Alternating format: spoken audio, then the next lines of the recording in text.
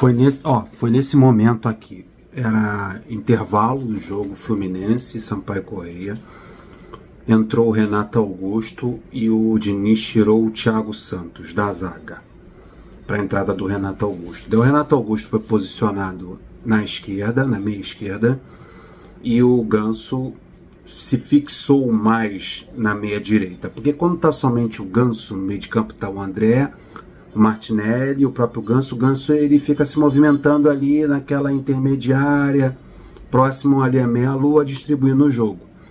Com a adição do Renato Augusto no time, o Ganso ficou mais estático ali pelo lado direito e o Renato Augusto pelo lado esquerdo.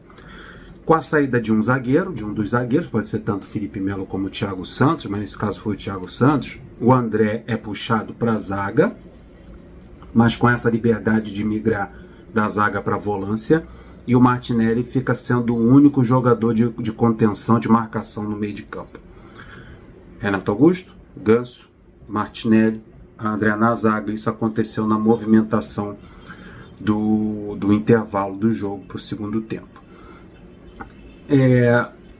Ok, né? Porque foi perguntado ao Fernando Diniz se há a possibilidade do Ganso jogar ao lado do Renato Augusto.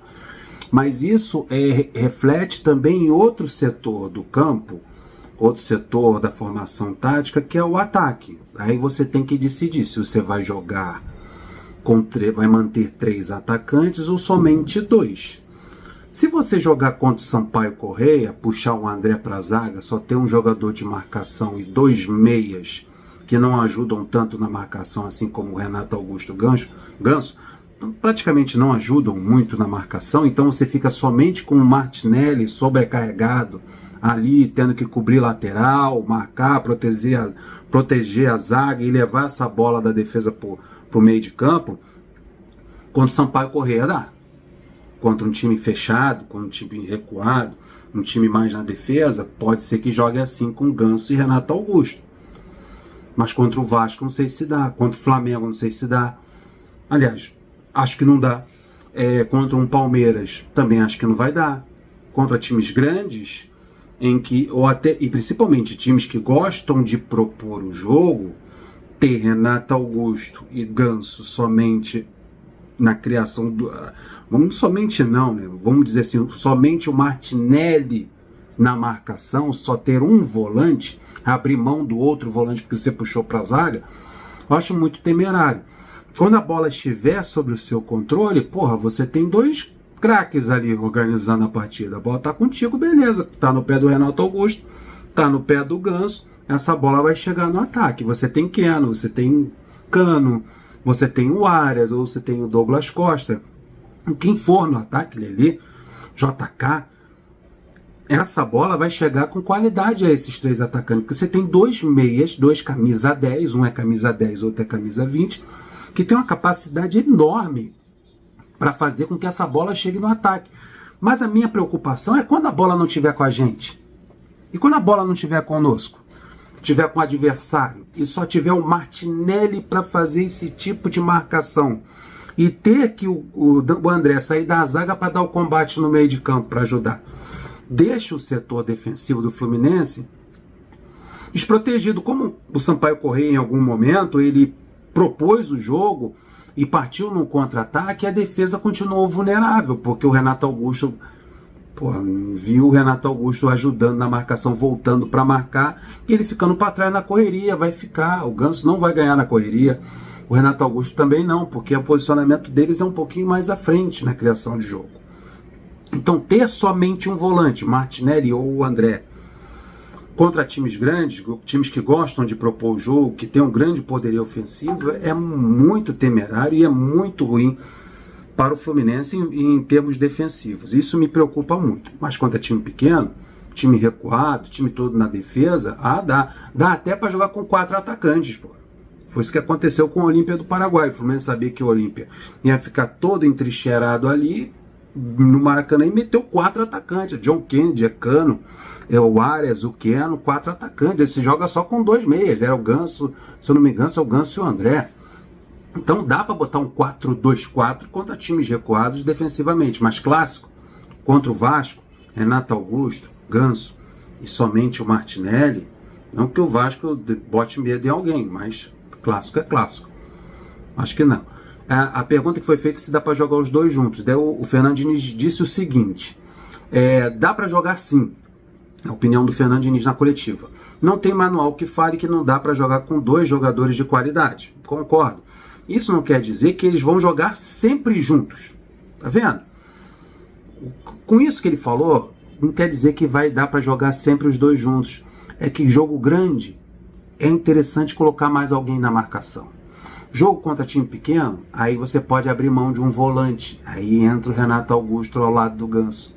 Então, há jogo que pode jogar os dois juntos. Há jogo que não dá para jogar os dois juntos. Tem jogo que você precisa ter mais um homem de marcação.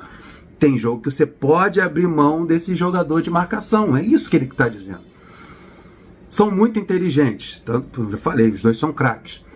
Obviamente que os dois precisam se comprometer no aspecto defensivo. Aí que está a chave da palavra. Aí está a chave da ideia. Um dos dois ou os dois precisam se comprometer no aspecto defensivo. É isso que o Fernando Diniz falou na coletiva. O Renato Augusto vai ter que ajudar na marcação, o Ganso vai ter que fazer isso. Se os dois não têm características defensivas ou vão contribuir pouco para isso, em jogos grandes, Libertadores, Copa do Brasil, ou Recopa Sul-Americana contra a LDU, eu não acho uma boa ideia colocar Ganso e Renato Augusto e apenas um volante contra a LDU, mesmo a LDU se remontando, eu não acho interessante, porque é um time grande do Equador, e é uma final. Tem que ver isso nos dois jogadores, o aspecto defensivo, vocês vão poder desempenhar esse papel de ajuda ao Martinelli. Se pudermos contar com os dois, o Fernando Diniz continua, se pudermos contar com os dois, a gente ganha uma qualidade em leitura de jogo muito diferenciada. É o que eu falei. Os dois ali, pode ser que funcione de acordo com o andar da carruagem.